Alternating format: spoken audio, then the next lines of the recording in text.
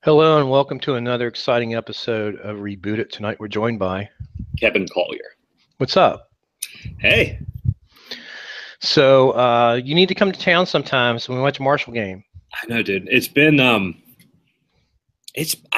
came in over Easter, I think it was, and I'll Yeah. probably come for Thanksgiving. Yeah. I mean, we've talked about this. It's just so ridiculously hard now to get from New York City to Huntington. Yeah, it is. There's not a direct flight anymore. And yeah, it's ridiculous.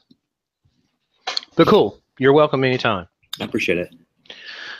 So Kevin works at a place you might have heard of, which is BuzzFeed. Yeah, BuzzFeed News. BuzzFeed News. We're our own. If you ever come up to New York, I'll show you. We're our own floor. Awesome. We're journalists. So a lot of people like I'll post something they're like it's BuzzFeed. I'm like, no, Kevin is a serious journalist. Dude, So, my editor has, I think, 2 Pulitzers. oh really? Yeah. Wow, that's great. Yeah. So you have you have a history of covering cyber security. I hate that word, but it's kind of covering hacking, right? Mhm. So you previously are at a couple of other publications, and you're the one who actually gave me sort of the idea of maybe I should actually talk to Sabu and Weave. Did you talk to Hector? Oh yeah, I've talked to Hector. He's been on the show. We did. I remember. Okay, never mind. I knew that. Yeah. Yeah, he's been on the show. And I used to talk to Weave, but after the whole Charlottesville thing, I think that I'm going to stop doing that. I'm kind of done with him. He's crossed the line. Not that I've talked to him in a long time, but yeah, I haven't talked to him in a long time either. I used to find it funny, and we still read about him in my FYS class, and we talk about anonymous and hacking. But I'm done. So anyway, the reason I'm having you on, we have breaking news. I never get to cover breaking news on this podcast. We have the whole Equifax breach, and you've been on top of this all day long. So what is the latest? The latest thing is they sent out a press release about an hour ago, maybe, saying it's kind of round 2, realizing how disastrous their immediate kind of public relations response was, and they had 3 points to make. The first of which is that when you check on their site, you put in 6 digits of your social security number, right, and your name. It no longer gives you a really weirdly vague, ambiguous answer. Oh, really? It kind of says, "Yeah, we think you were involved." So that's interesting in itself. They don't know. I think what it boils down to is I don't think they know A, how they were breached, or B, what they've lost, which is frightening. It's terrifying. It's terrifying that a best case scenario is they've overestimated how many people's social security numbers have been lost. Is it just social security numbers, or is it beyond that? No, it's name, date of birth. I mean, I think the social security numbers is the most damning thing. It's the thing that I'm most scared about. I mean, personally, I'm in there. Well, apparently I am too. So they had a button earlier today where you could basically push it, and it gave you 3 months of credit reporting or credit freeze. So what's the story on that? I mean, it's like I'm picturing like there's a candy store and they accidentally give out poison candy, and like all these kids are sick, and the candy store's like, "Oh my God, I'm so sorry. Here for free, have some candy."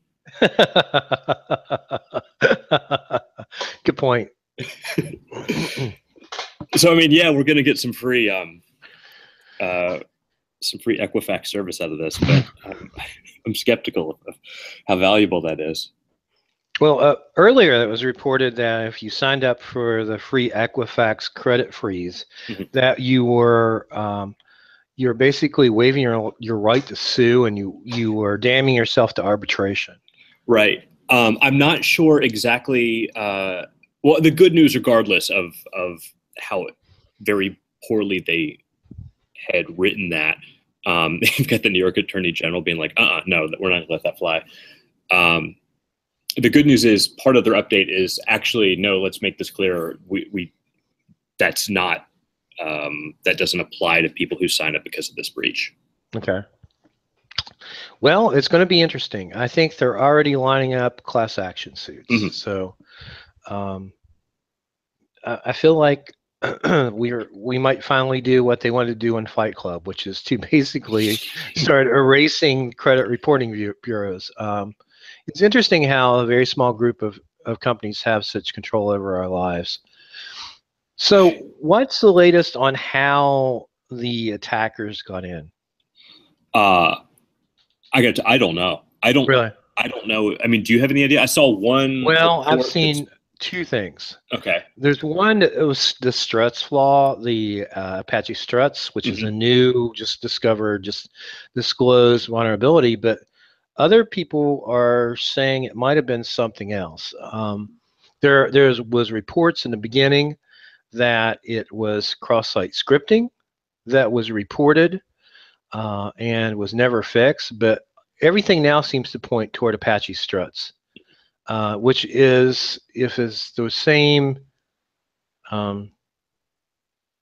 it's an old exploit, but apparently there's been a new one disclosed as of September 4th, and they used that vulnerability in order to break in. But I'm not sure it's clear at this point.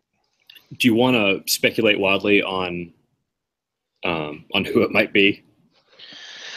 Well, here's the thing. It's somebody who definitely has a financial, in my opinion, it's somebody like an Eastern European hacker gang. I could be wrong. I mean, a nation state could do this in order to try to destabilize the economy even more. It's sort of a follow-on attack to Russian hacking or that sort of thing, alt-right fake news. But I think that really, more than likely, it's some crime of opportunity where they said, oh, look, there's a new vulnerability. Oh, where are we going to, where can we use this? And they were like, hey, we got a juicy target here. Let's take it down. I mean, we know there are so many criminals who do and have in the past just actively sought out identity theft victims because that's a business model. Right, it is. And this is the biggest get in history, right? I mean, not to be hyperbolic, but here it is. It's like every hack is the biggest one ever in history. We have another one. It's Friday. It's not even. It's September. We're 9 months to the year, and we have another biggest hack in history. Yeah, and they don't even apparently know how many people it affects. Just an estimated, more than half of Americans or American adults. There was an estimate by the West Virginia Attorney General that was 750,000 West Virginians were affected. Now, where the hell he got that number, I have no idea. Other than maybe the attorney generals have had communications with Equifax, and that's what they reported to them. That would be interesting if they're actually sharing a little more with the attorney generals then. But I mean, the attorney generals are going to have a dog in this fight as well, because this is consumer protection law comes into play, and breach notification laws come into play. And yeah, it's also going to be lawsuit city from the states. Yeah. Someone's honking their horn. Is someone outside? Is your ride's here? Is your Uber there? I'm on the, it's kind of, I think they call it the 11th floor, but we're between 12th and 11th floors. We're pretty high up. It's just, the sounds of the city, man. I was going to say, I'm pretty amazed that I can actually hear someone's cab pull up. Yeah. I wish I could show you this view. Or show your listeners this view. I guess I can turn the camera on right here. Well, I can look at it. Yeah. I have to find the right window. How many, is this just InfoSec people? How many are InfoSec West Virginian people? Mostly, we have a lot of West Virginia, Kentucky, and Ohio people. We have a lot of just InfoSec people. We have listeners in Japan and UK. So, yeah, give us a tour. Oh, I'm plugged in here, but can you? It's awesome. Looks cool. There's a window. It's not that revealing. There's a window in tall buildings. That's taller than everything we have in Huntington, that's for sure. Yeah. So to bring our listeners up to speed, you actually went to Marshall back in the day, right? I briefly did. I'm born and raised in Huntington, and I went to Marshall in my senior year of high school, and then I took summer classes for a couple summers. I have like a year and a half maybe worth of Marshall. Well, we still claim you as a alumni. I mean, my degree's from Ohio Wesleyan, but I don't go to Ohio Wesleyan football games. Yeah, you don't Marshall games. Don't claim every it. chance I get, at least one a year, and I watch all of them on TV if I can. Did you watch the Miami game last week? I did. I was in Davis, West Virginia. I was mountain biking actually. And we got this bar to let us bring a laptop and hook it up to the TV. So because it was streamed on Facebook. Yeah, the first ever game streamed on Facebook. Mm-hmm. Making history. Yeah, that's great. You watched it too, I assume. Yeah, I watched it on and off. I didn't go. Okay. I can't remember. I had to go somewhere. Oh, I had to have dental work done last Saturday. Ooh. I broke off my front tooth, so I had to go have an emergency root canal. Jesus. I came home. Well, that wasn't Saturday. That was Monday. Anyway, I came home like 3 hours later, and I broke the temporary. So it's just been an interesting week. I can't remember. We were out of town. It was Blair's birthday, so we drove down to Trader Joe's to stock up on wine and find food that we can't get here. But there's a rumor that there's a new we go far afield with this podcast. There's a rumor that there's going to be a Trader Joe's coming to a new development out near Barboursville. Oh, that'd be great. So that would really be great because the wine alone is worth it. Their beer is pretty good and pretty cheap. Yeah, same thing with Aldi. Aldi has some pretty good beer and wine too. Is it that German? Yeah, they're both kind of related somehow. And I think they use a lot of the same suppliers, but of course Trader Joe's has more cachet among some people. But I went down and bought my favorite, which is a Beaujolais, not Nouveau Beaujolais, but just Beaujolais. It's a couple years old in the vintage, and I can drink it like water. I wish it wasn't so expensive, but yeah, I've become quite the wine connoisseur. Tonight's the first night. I was talking earlier. I told Kevin I went down to the Union for quarter beers. I had a meeting with a colleague about research, so we actually sat there and drank $1 worth of beer and tried to figure out how many students we could see there. So, can you talk about the research, or is that all? It's not. I can talk about the research. I can talk about the research I just finished, which is Russian hacking. Basically, it's social engineering and Russian hacking and asymmetric warfare. So we looked at APT. Is it 23, 27? That's the Grizzly Step stuff. Right. And we looked at the history of from the DNC hack through the same malware was apparently used in Ukraine to infect cell phones that we're using for artillery trajectory and forward. And, one of the conclusions I reached is that we're seeing social engineering used with, it's not just technical attacks. The Podesta email, for example, screenshots of the actual email spam campaign that was sent to him. It sounds really boring, but it's like a 35-page paper. Well, I really want to read it. I mean, you saw like the. I send you a copy. It's on ResearchGate. I just submitted it to the Applied Journal of Digital Evidence. The Journal of Applied Digital Evidence, so it should be published hopefully after it goes through peer review. I couldn't think of the word. I mean, I feel like looking back at Russian propaganda campaigns that affected or were centered around the U.S. 2016 elections, kind of all the rage in the news right now. Times had a big report. FireEye's got a report that they're working on, that parts of which were cited in that Times report.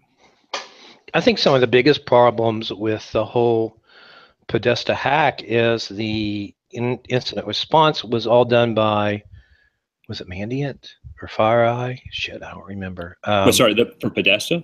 Yeah, I No, can't remember who it was did CrowdStrike. CloudStrike. So FBI never actually looked at those. So all of that attribution is based upon CloudStrike's reports, and I find that sort of attribution troubling. And there's all this whole other narrative about how the DNC had this rogue IT guy. So it's really confusing, but I just sort of skipped over that and wrote about what the official line was. And I started this back in the spring, and it's really interesting to watch other people come to the same conclusion over and over again. Yeah.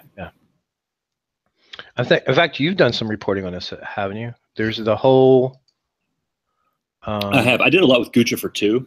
Yeah. And I'm not done either. I don't want to blow up my own spot here, but I'm doing some FOIA work. Okay. Right How's now. that working out? What's that? It's slow going, but it's around the conversations I had with Guccifer too that I would expect the FBI to have been interested in. Yeah, they don't seem to be interested. Well, I mean, they never came to me for my communications with him. Some of which was done over PGP email. Yeah.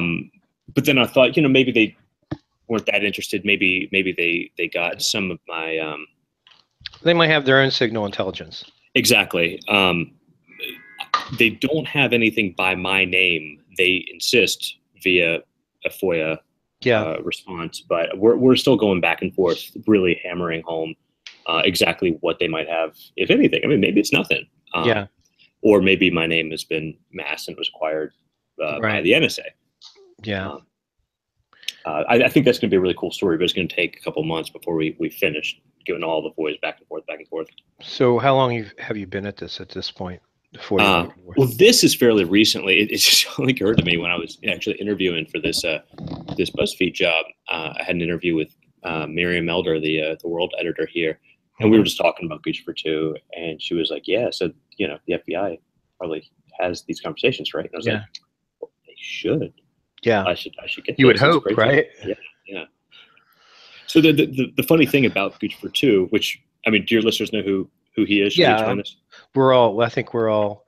Guccifer 2.0 is the entity that claimed responsibility for the Podesta hack, and then leaked a lot of information to WikiLeaks.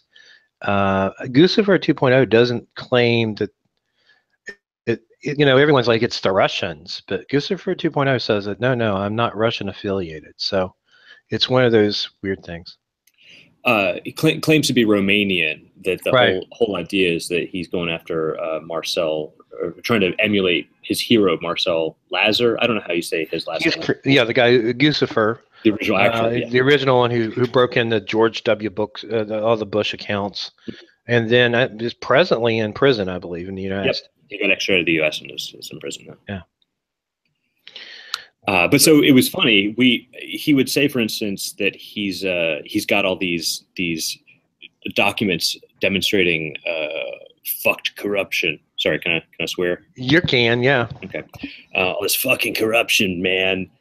And he'd send me a document that would be like, and there's actually, I'm going to humble brag here. I don't think there's anything humble about it. I'll just brag here. If you read not the most recent issue of the New Yorker, but the issue before, there's a giant sprawling profile of Julian Assange, and this anecdote is in there. I gave it to the writer. I think he did a really great job with it. It's really long. But so Guccifer 2 is like, hey, I gotta give you this evidence of corruption, and it was a file that some lady who has like a company that makes Roku channels. Mm-hmm. Like for small businesses, like, hey, don't you want your ice cream shop to have its own Roku channel?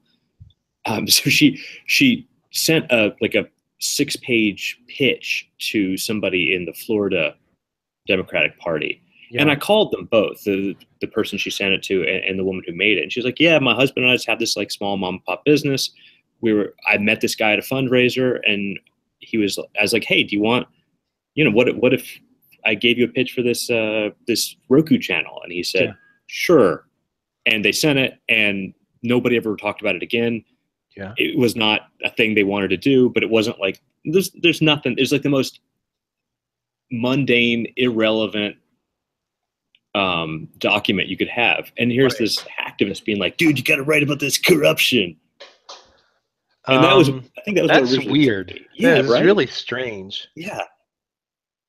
And then he also would start leaking kind of opposition files or DNC files that would be like, hey, we're looking at Virginia's 3rd district. Yeah. And here's what the voter demographics are like. Here's what the Democrat is good on. Here's what the Republican's good on.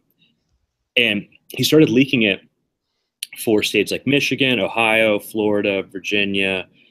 And I asked him why. And he said, well, that's because what my fans want. But What then I your looked fans want. Interesting. yeah. But then I would start looking at who was tweeting at him and who was leaving comments on his blog. And they were all of them wanted blue states. They wanted California. They wanted Connecticut. They wanted New Jersey. And I was like, dude, this is I don't believe that these are the states that your fans are asking for. You're trying to like allege corruption on swing states when people are, that's not, I thought it was pretty clearly fishy like that. That's strange. It is strange. So it's kind of hard based upon your interaction with Guccifer to believe the whole narrative that Guccifer was an employee perhaps of the Kremlin. But then again, maybe he was, and then he got bored with it. So now he has to, you and I know hacktivists and are egotists. Mm-hmm. So when after he did, let's say he did the DNC hack, the information was leaked through WikiLeaks. He needs the next high. He needs the next fix. He needs to figure out what else he can do to put the spotlight on himself. And it sounds like he's grasping at straws. Well, this is like, I mean, you remember the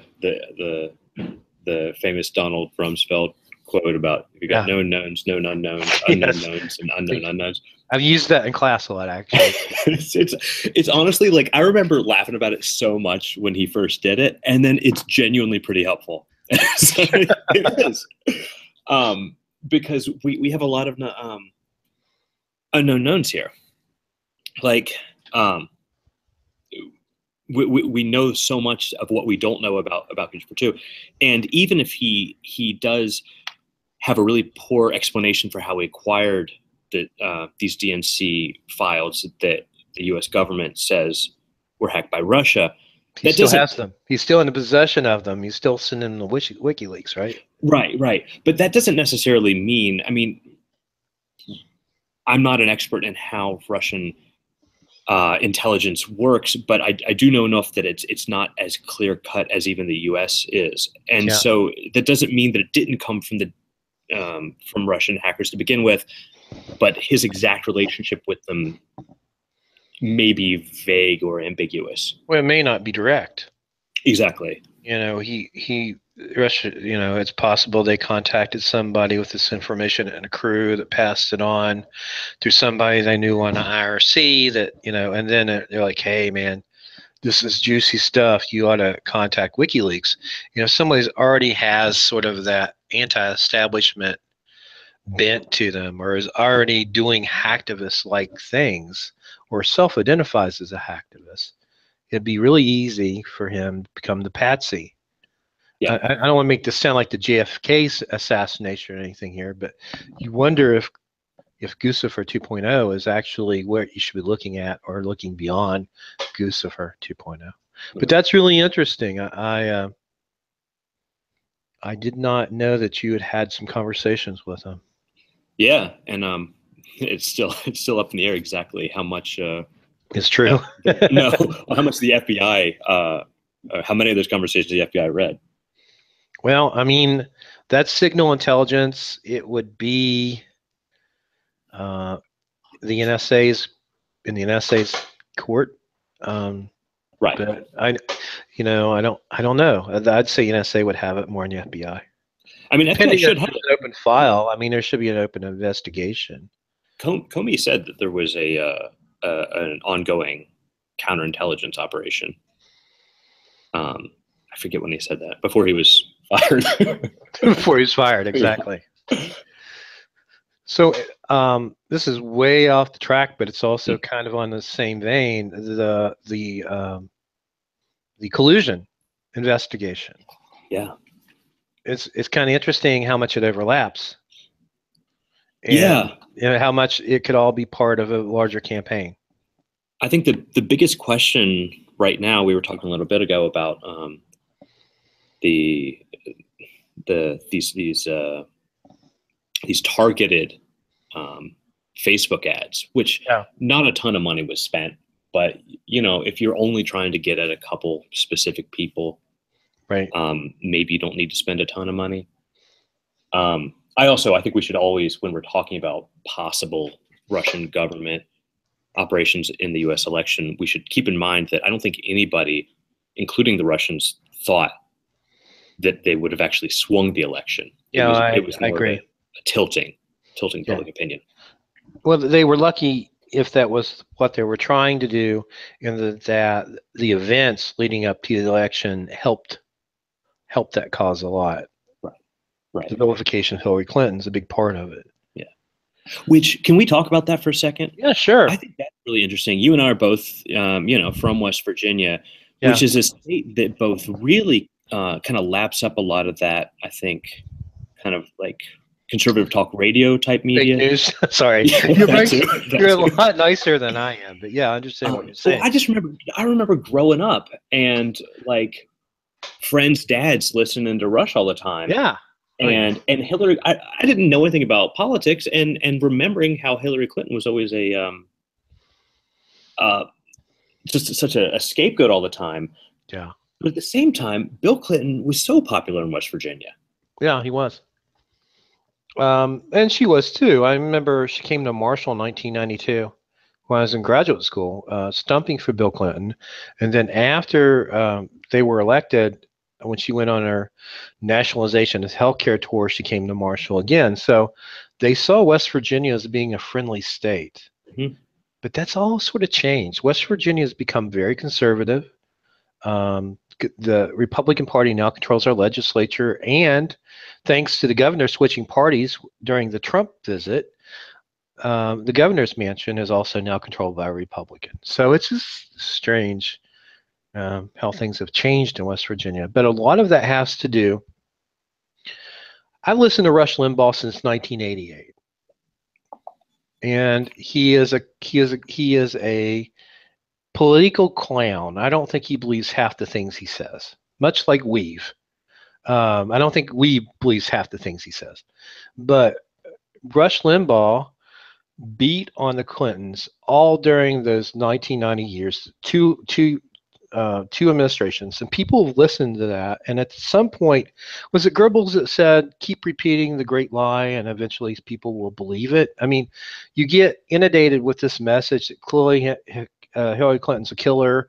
Hillary Clinton is evil. Hillary Clinton and her husband are Satan incarnate. And after a while, I guess, you start to believe it. Yeah. But sorry, I kind of got on a rant there. No worries. I feel like that's a can of worms that is it's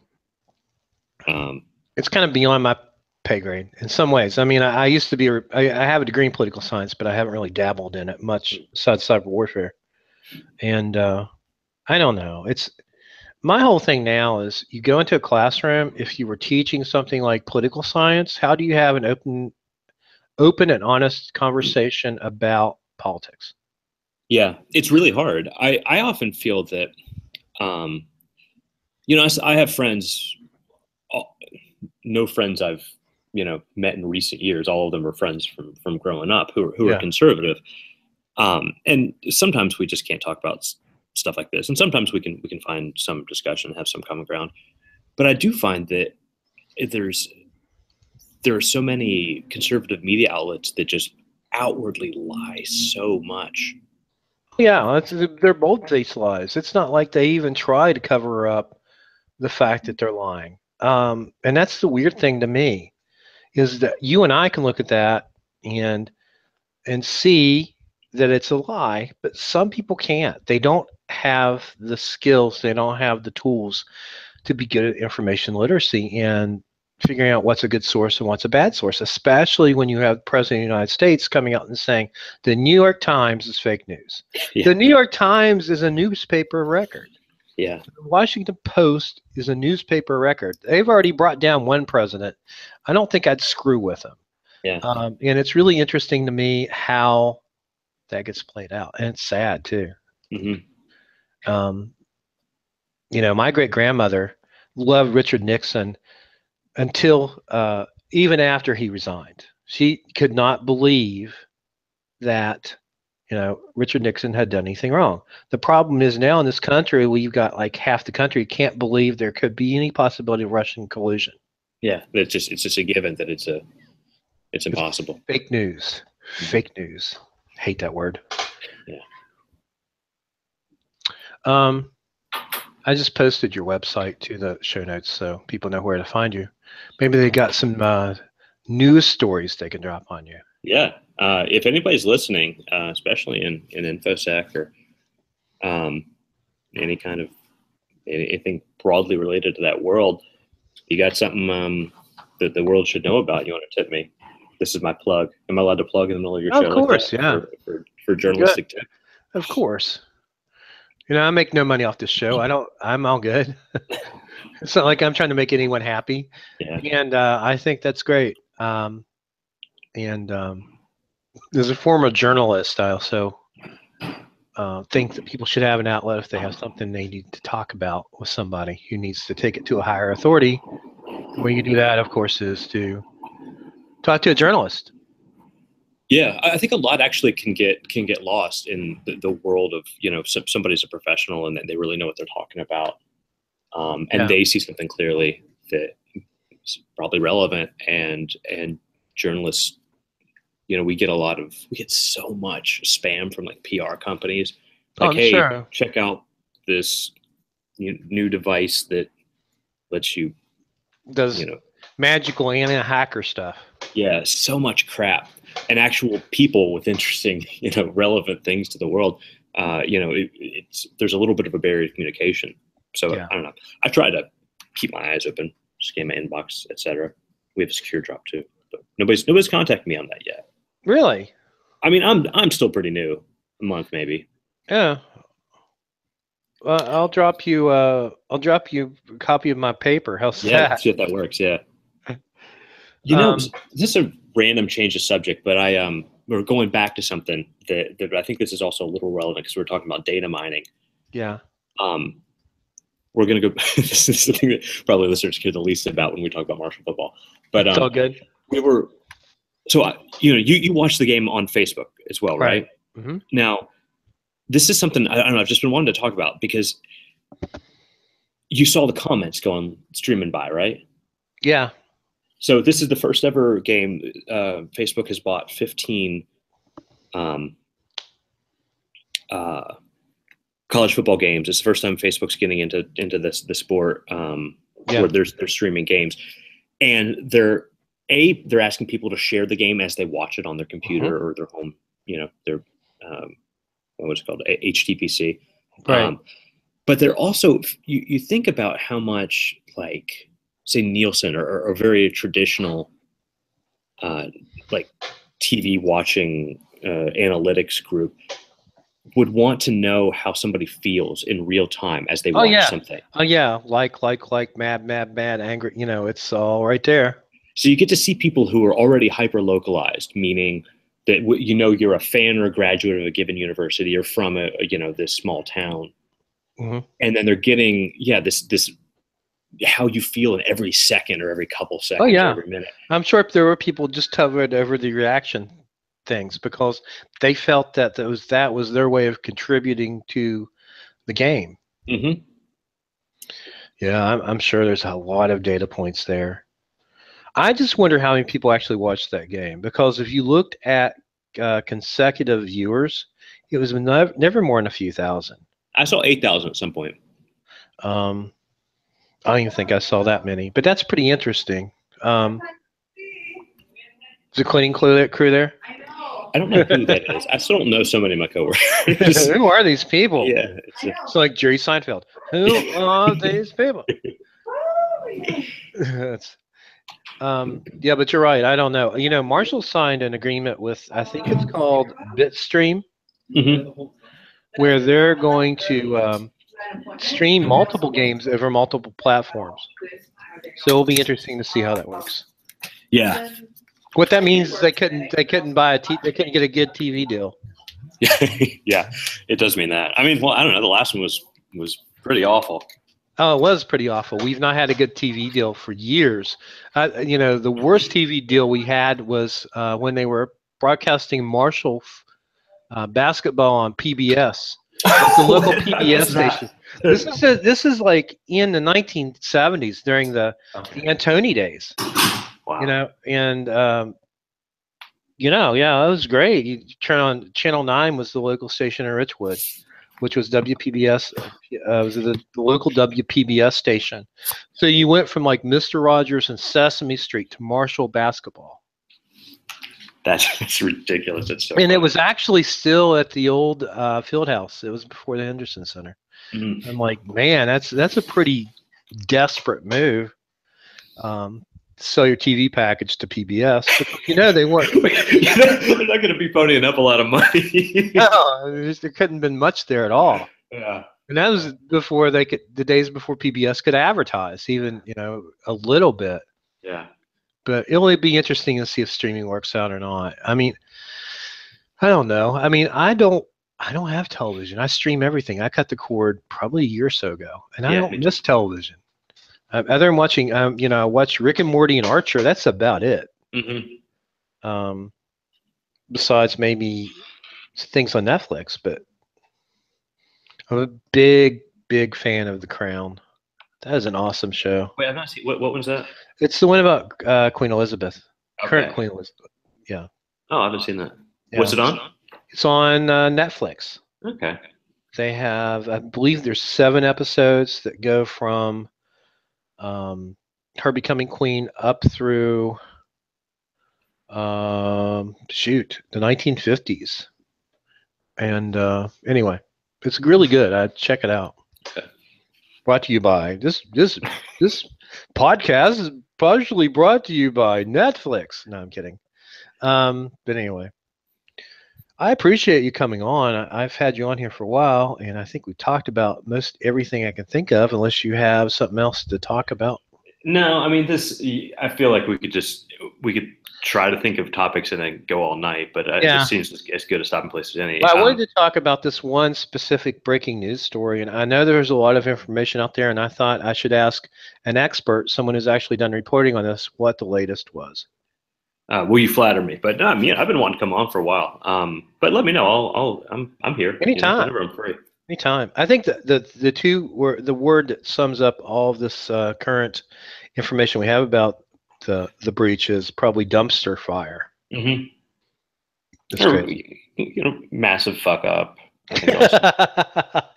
Massive fuck up in the dumpster fire. But I mean, God, sorry. I don't want to be hyperbolic, but you're fine. Like, how many? When your social security number is stolen by someone who likely wants to use it for the purpose of identity theft, there's not a lot you can do. No, there's not. In fact, for years there's been so much PII out there on the black market that it's not worth anything. Mm-hmm. Even credit card numbers, it's worth like $5. I don't care if somebody gets my credit card. Like we'll spy it. I'm not going to be charged. Yeah, credit cards, but I worry about debit cards because you have a much higher risk with those. Yeah, I try to use debit cards as little as possible. And I know people who pay everything in cash because they don't want to expose, their credit card or debit card, but it's hard to do. Yeah. I would like to see somebody go buy a plane ticket with cash. Yes, I'd like a one-way ticket to, we're paying in cash? Yeah. That would raise some red flags. It would. Well, I'll let you go. I appreciate it, Kevin. Yeah. Take care. I'll give you a holler when I'm I forget what the game is. The Southern Miss, I think. Okay, It's yeah, I'm right. around. Right. I'll be around. I got a couple of buddies who usually have a tailgate. We call it a dirt lot. Yeah, yeah. I love tailgates. If you've seen my Facebook pictures, you'd see how much I love tailgates. You dress up a little bit more than my guys do. Homecoming last year was a blast, and I have a lot of friends coming in this year I haven't seen in like 30 years. So. Oh, nice. Who's the game for that? It's somebody. It's ODU, I think. It's shit. Old Dominion. It's Old Dominion. Yeah.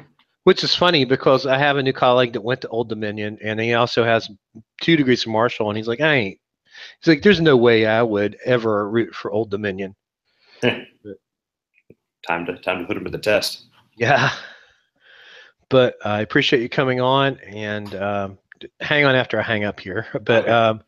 Appreciate you coming on, and thanks everyone for listening, and we'll be back next week with another exciting episode of Reboot It. That's my radio voice, by the way. Nice.